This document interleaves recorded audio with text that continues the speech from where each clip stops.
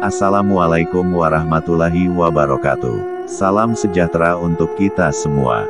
Berjumpa lagi bersama KFF TV. Gudangnya cerita horor thriller. Kali ini, Bang Sultan Diko akan melanjutkan cerita yang berjudul Aku Tumbalkan Diri Demi Anak Istri. Penulis cerita, Sultan Diko. Part 3. Kisah nyata. Marzan menarik napas panjang, mengumpulkan keberanian untuk mengutarakan keputusannya. Dengan tegas penuh keyakinan, lalu ia berkata, "Aku sudah siap, Kang, ayo kita berangkat." Mereka pun berangkat menuju rumah tua itu. Setelah menempuh perjalanan cukup jauh, akhirnya sampai juga ke lokasi yang dituju. "Tunggu dulu, Kang Ujang," ujar Marzan. Saat sampai dan ingin memasuki perkarangan rumah tua itu, keraguan mulai mengusik tekad yang sudah tertanam di hati. Bukan ingin membatalkan rencana, tapi kejadian kemarin sore membuat Marzan bergidik ngeri bila mengingatnya. "Ada apa, Zan? Jangan bilang kamu mau membatalkan rencana kita," ucap Ujang pada Marzan. Marzan menghela napas panjang. Apa yang ia alami di rumah itu sangatlah mengerikan, sehingga masih teringat jelas di benaknya. "Apakah Kakang sudah yakin betul ingin meminta nomor gaib di rumah tua itu?" tanya Marzan meyakinkan kembali keinginan Ujang temannya itu. "Zan, aku sudah capek jadi orang susah. Aku tidak mau anak dan istriku sengsara. Apapun akan aku lakukan untuk mereka." "Baiklah, kalau tekad Kang Ujang sudah bulat. Hanya satu pintaku, apapun yang terjadi kita hadapi bersama dan jangan pernah berlari, apalagi kabur saling meninggalkan," ujar Marzan lagi. "Nah, gitu dong. Ayo kita masuk," ajak Ujang. Malam itu suasana nampak sangat sepi, setelah memastikan bahwa tidak ada orang di sekitar. Mereka mulai memasukinya. Benar saja, baru satu langkah kaki Marzan dan Ujang memasuki rumah itu, tiba-tiba saja tercium aroma bunga melati yang membuat merinding bulu roma. "Zan, aroma apa ini harum betul?" tanya Ujang yang mulai merasakan ada keganjilan. "Diamlah Kang, jangan hiraukan. Sebaiknya kita langsung segera bersemedi saja. Ingatlah pesanku, apapun yang terjadi jangan pernah membuka mata." "Seseram itukah penghuni-penghuni di sini?" tanya Ujang penasaran. Marzan tidak menjawab. Ia hanya memberikan isyarat dengan jari telunjuk yang ditempelkan ke bibir, agar Ujang tidak banyak bertanya lagi. Keduanya mulai duduk bersila, sementara sesajen telah mereka persiapkan. Namun tiba-tiba saja,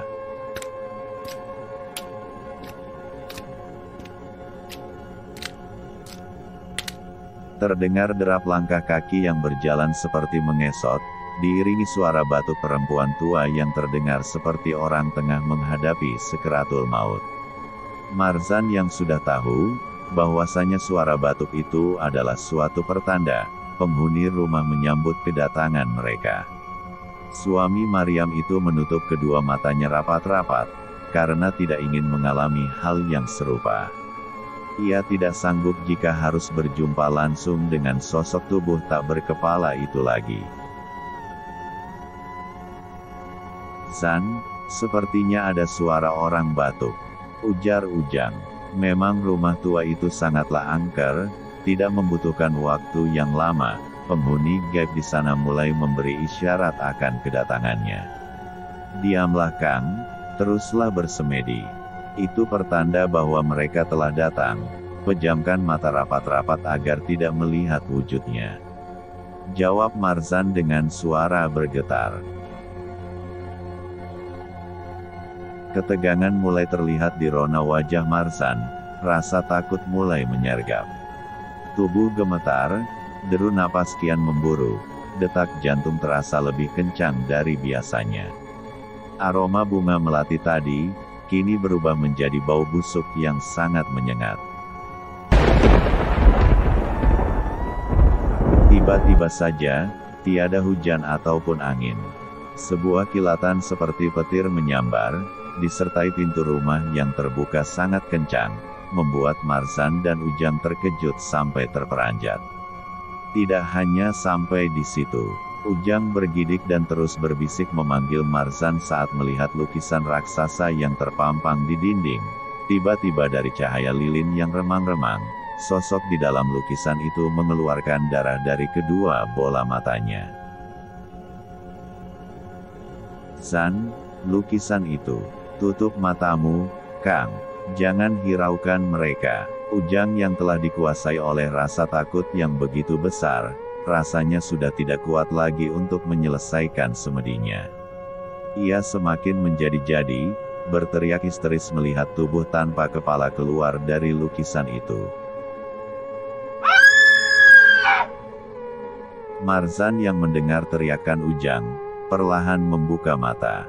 Ia terkejut tatkala melihat temannya telah tergeletak pingsan tidak sadarkan diri. Mental suami Maryam itu benar-benar diuji. Betapa terkejutnya ia saat melihat sepotong kepala tanpa tubuh, menyeringai, tengah menyantap sesajen yang mereka bawa dengan lidah panjang yang menjulur. Marzan terkulai lemah, akhirnya ia juga terjatuh pingsan tak sadarkan diri. Sudah sekian lama dari kejadian itu, mereka kini tertidur pulas tidak sadarkan diri. Makhluk-makhluk yang menyeramkan kini sudah tidak ada lagi. Keheningan malam kian mencekam, ditambah lagi suara burung gagak yang terdengar sayup, seolah meratap pilu menyaksikan dua anak manusia yang saat ini sedang bersekutu dengan iblis. Malam pun berlalu. Tepat jam 2 dini hari, keduanya terjaga dari tidur. Keringat dingin membasahi sekujur tubuh. Sesajen yang mereka persembahkan kini telah habis tanpa sisa sedikitpun. Mereka senang mengetahui itu, konon katanya jika hal semacam ini terjadi, itu berarti persembahan diterima. "Sebaiknya kita langsung pulang saja, San. Aku rasa, jawabannya sudah aku dapatkan," ucap Ujang pada Marzan. Marzan sedikit bingung dengan ucapan Ujang barusan, jawaban apa yang ia maksud. Tidak banyak waktu untuk memikirkan hal itu, dengan ekspresi penuh ketegangan keduanya segera bergegas keluar dari rumah tua itu. Setelah merasa cukup jauh, akhirnya Marzan memberanikan diri untuk bertanya, apa arti dari ucapan Ujang bahwa ia telah mendapatkan jawabannya. "Kang, jawaban apa yang Kakang maksud tadi?" Petik 2. Ujang menghentikan langkah kaki, kemudian dengan wajah serius, suami Wati itu mulai menjelaskan apa yang ia maksud. "Zan, tadi saat semedi aku melihat tubuh tanpa kepala keluar dari dalam lukisan, alhasil aku pingsan dan tertidur." Menurut Marzan tidak ada yang aneh jika seseorang bersemedi tertidur, itu sudah hal yang biasa. "Iya? Terus?" tanya Marzan yang mulai penasaran. "Di dalam tidur, aku bermimpi bertemu dengan seorang nenek-nenek.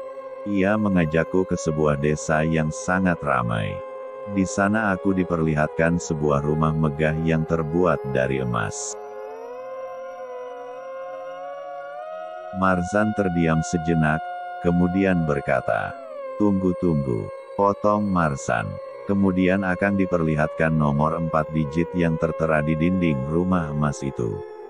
Menurut sang nenek angka tersebut yang akan tembus di pengeluaran togel besok sore, iya, kan? Sambung Marzan. Ujang terkejut mendengar penuturan Marzan, bagaimana bisa, ia mengetahui semua tentang mimpinya. "Loh, kok kamu tahu?" Padahal, aku belum cerita. Kita mendapatkan mimpi yang sama, Kang. Apa yang Akang lihat, aku juga mengalaminya. Kita mendapatkan petunjuk yang sama, ucap Marzan. Zan, aku harap kamu tidak memasang nomor tersebut. Marzan hanya terdiam tanpa ekspresi. Di dalam perjalanan pulang keheningan terjadi di antara kedua sahabat itu. Ketegangan kini menjelma menjadi dilema. Tak ada yang perlu dijelaskan lagi, karena keduanya sama-sama mengalami hal yang serupa. Namun dari kejadian itu, ada yang aneh. Ujang yang sejatinya sangat ambisius untuk mendapatkan angka gaib, kini malah tidak ingin memasang nomor tersebut. Bahkan suami Wati itu tidak henti-hentinya mengingatkan Marzan untuk melupakan rencana mereka ingin cepat kaya. Zan, aku mohon, kamu jangan pedulikan mimpi itu, lupakan semuanya. Jangan pernah kamu nekat untuk memasang nomor yang diberikan oleh nenek tua itu. Hardik Ujang penuh penegasan. Marzan hanya mengiyakan saja peringatan dari sahabatnya itu. Semenjak malam itu, Marzan menjadi lebih pendiam. Entah apa yang dipikirkannya, seolah-olah ada beban yang begitu besar tengah ia hadapi. Begitu juga dengan Ujang, ia tidak henti-hentinya memperingatkan Marzan, agar tidak nekat memasang nomor tersebut dan melupakan apa yang sudah direncanakan. Sebenarnya apa yang terjadi? Kenapa tiba-tiba saja petunjuk yang mereka dapatkan seolah-olah menjadi larangan yang tidak boleh dilanggar? Ada misteri apa di balik angka tersebut? Keesokan harinya, matahari terbit di ujung timur dengan cahaya merah kekuningan. Aktivitas lalu lalang masyarakat berjalan dengan normal, tidak ada keanehan atau pertanda bahwasanya akan ada kejadian besar yang akan terjadi menjadi sejarah.